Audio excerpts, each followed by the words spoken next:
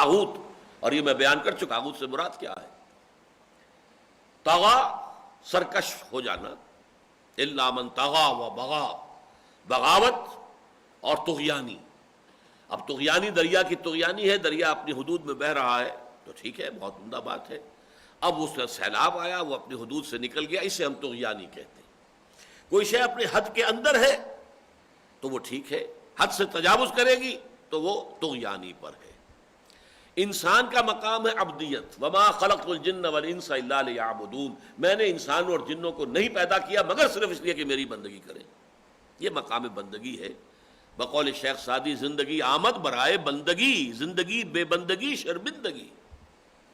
جو بھی اس بندگی کے مقام سے ہٹ گیا، اٹھ گیا، سرکش ہو گیا، وہی طاغوت ہے۔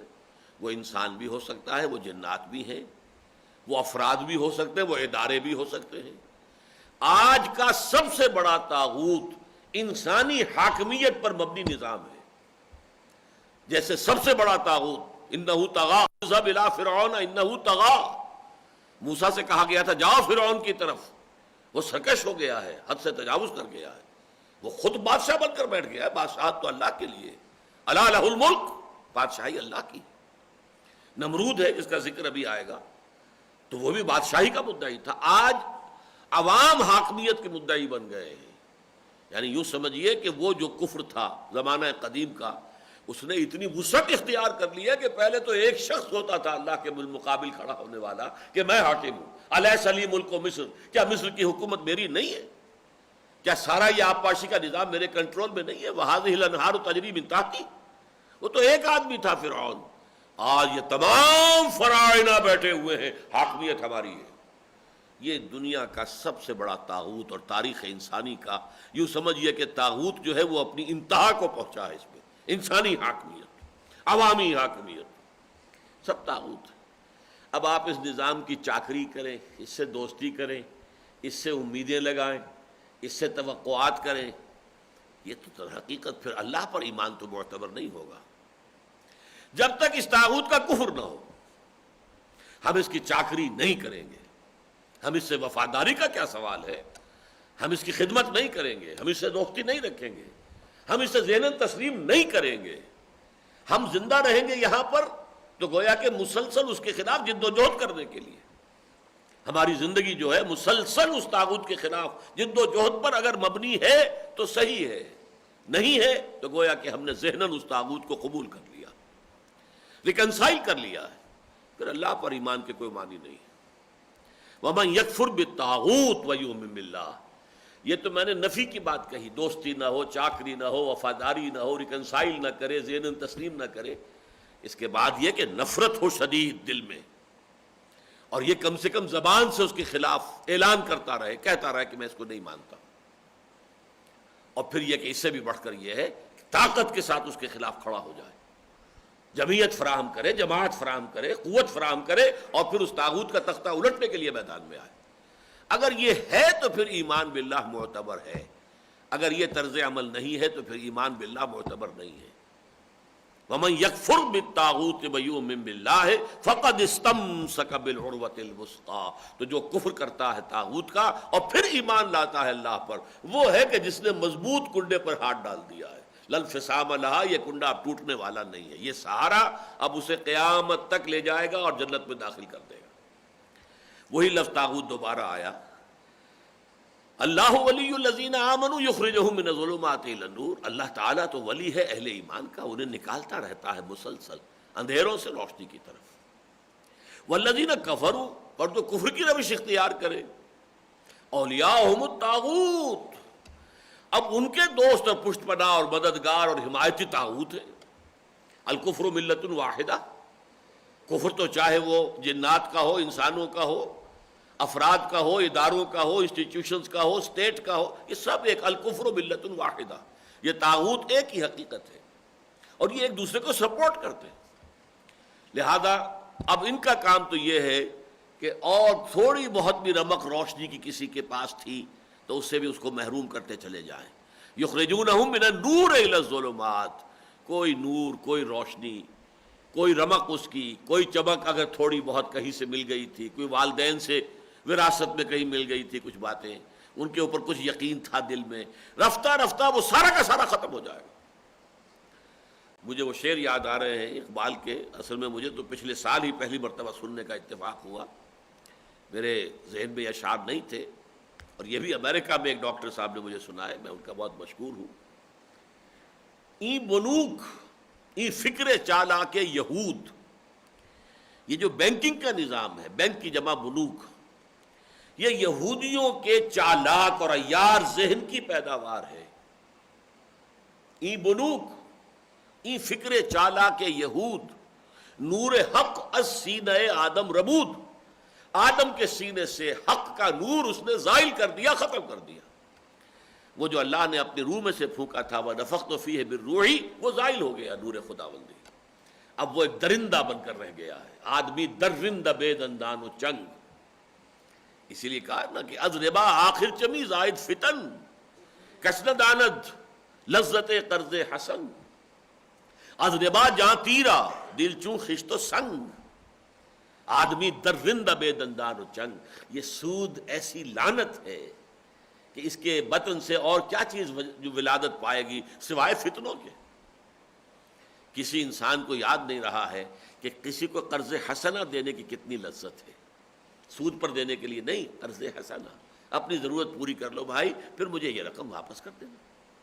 اس سے بھی اگلا مقام ہے کہ صدقہ ہی کر دو، دے ہی دو، ورنہ یہ کہ ذرا نیچے اتر رہے ہو، you are not ready to part with your money, ٹھیک ہے آپ اپنا کام چلا لیں، پھر مجھے واپس کر دیجیے گا۔ قرض حسنہ ہے، آپ نے ایک بھائی کی مدد کی ہے، اس میں جو لذت ہے، کسنہ دانت لذت قرض حسن، از ربا جاں تیرا، اس ربا، اس سود کی وجہ سے انسان کا باطن تاریک ہو جاتا ہے۔ وہاں کہا کہ نور حق از سینہ آدم ربود، آدم کے سینے سے حق کا نور نکال باہر کیا، زائل کر دیا۔ یہاں کہہ رہے ہیں از ربا جاں تیرا، انسان کا باطن جو ہے وہ تنگ و تاریک ہو جاتا ہے، دل چوں خشت و سنگ، اور دل ایسا ہو جاتا ہے کہ جیسے پتھر یا اینٹ۔ ثم قست قلوبکم فہی کالحجارۃ او اشد قسوۃ، آدمی درندہ بے دندان و چنگ، اور انسان جو ہے درندہ بن جاتا، بھیڑیا بن جاتا، اگرچہ بھیڑیوں کے سے پنجے نہیں ہوتے اور بھیڑیوں کے سے دانت نہیں ہوتے۔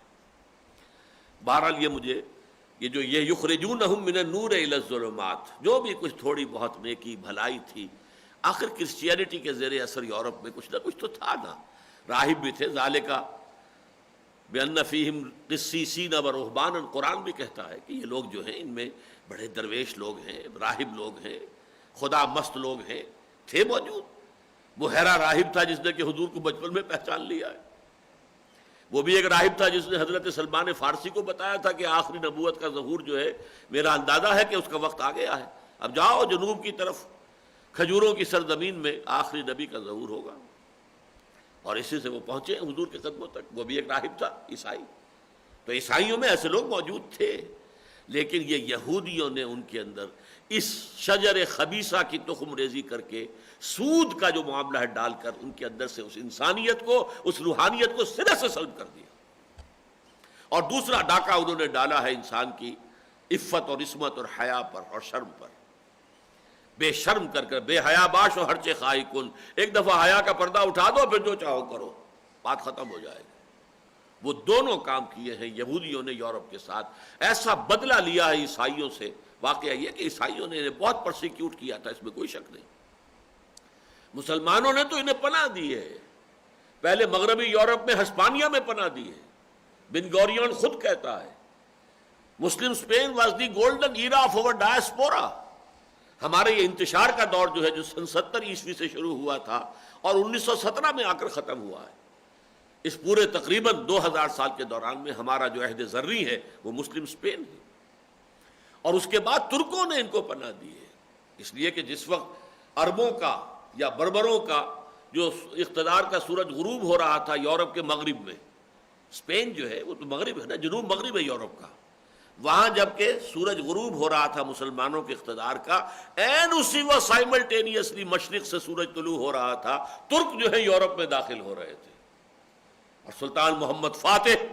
وہ آ رہا تھا قسطنطنیہ فتح کرتا ہوا، اور یہ کہ ایسٹرن یورپ کا کتنا بڑا علاقہ، پھر وہاں انہیں پناہ ملی۔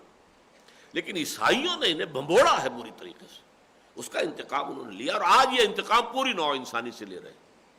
وہی بینکنگ کا نظام ورلڈ بینک اور IMF کے ذریعے سے، اور یہ سارا جو قاہرہ کانفرنس، بیجنگ +5 کانفرنس، اس کے ذریعے سے شرم اور حیا کا جو ہے پردہ بالکل چاک کر دیا جائے پوری نوع انسانی کا، یہ ان کے پیش نظر ہے، تاکہ انسان حیوان یا درندہ بن کر رہ جائے۔ بس اللہ اللہ خیر سر، وہ ورکر ہوگا، کام کرے، جیسے کہ آپ حیوان کو بہرحال چارہ ڈالتے ہیں، دودھ لینا ہے اس سے، یا گھوڑے کو تانگے میں جوتنا ہے تو کچھ نہ کچھ کھلانا پڑے گا، اس حد تک ان کو سسٹین کرنے کے لیے باقی ساری دنیا کی دولت سود کے ذریعے سے ہمارے پاس جمع ہوتی جائے گی۔ بہرحال یہ آیت مبارکہ بڑی اہم ہے۔ اللہ ولی الذین آمنوا اللہم ربنا اجعلنا منہم، اللہ تعالی ہمیں بھی ان میں شامل کرے جن کے بارے میں اللہ فرما رہا میں ان کا دوست ہوں، پشت پناہ ہوں، مددگار ہوں، حمایتی ہوں۔ اللہ ولی الذین آمنوا یخرجہم من الظلمات الی النور والذین کفروا اولیاءہم الطاغوت یخرجونہم من النور الی الظلمات اللہم ربنا لا تجعلنا منہم اولئک اصحاب النار ہم فیہا خالدون۔ یہ ہیں آگ کے لوگ، آگ والے، آگ میں رہنے والے، جس میں کہ وہ ہمیشہ ہمیشہ رہیں گے۔ اعاذنا اللہ من ھذا، اللہ تعالی ہمیں اس سے اپنی پناہ میں رکھے۔ اب دیکھیے جو اگلا رکوع ہے اس کی بھی 3 آیات ہیں، اس میں 3 واقعات کا